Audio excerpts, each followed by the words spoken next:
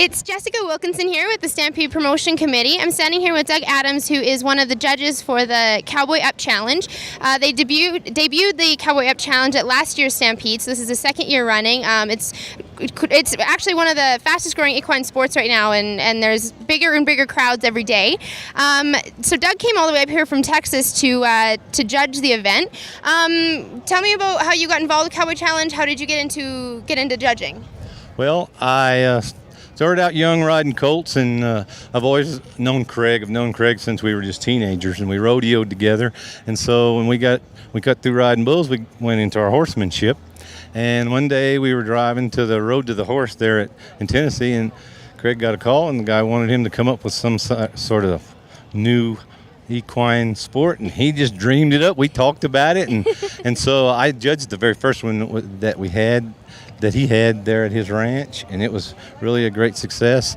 And I've judged, Kansas City, several states, Missouri, but a lot of them in Texas. And I judged for the PBR and the NBBA and the ABBI and the UBBI. These are all bull associations, so I judge for a living, and I really enjoy changing over to the horses. And so the agriculture department of the greatest rodeo in the world called me, and I was tickled to death to come up and judge it last year, and was very happy they called me back this year, and that's kind of how it goes. Have you been to the Stampede before? No, and when I rode bulls for 20 years, 13 professionally. I kicked myself in the rear for not coming to this. This is the greatest show there is, but back when I rode, it wasn't any 50 or 100,000. I'm older, so yeah. But it is great people, and so I think I just should have come. But I'm glad to be here. Well, we're glad to have you now. So what do you think? Why do you think it's so popular? The sport is getting to be so popular and growing so fast. I don't know. It's exciting, and all kinds of people can take part in it, and it's a pretty good spectator sport. A lot of sports that people sit in the grandstands and maybe they get tired of it. This thing is always changing. Something's always happening. It's exciting. It's fast paced, and I really think that's why it's catching on. And just a lot of horse people like doing it and watching it and taking part in it. And so I think that's part of the reason why it's such a fast growing sport.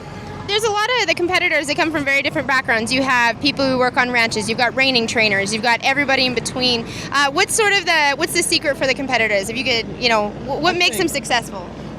I think the best thing they can do is just be relaxed, stay calm, so that transfers to your horse. Just be a good horseman, you don't want to get too excited or too, jacked up, because that transfers to your horse. So I think, and I think all of them like the sport, because just like reiners and Western Pleasure, they get something new. They got to change, maybe take that same horse and do something different with him, and I think it really works out good. So this was day 3, and you've got the finals tomorrow. I've heard through the grapevine that the course is pretty challenging. Can you give us any hints at all about tomorrow?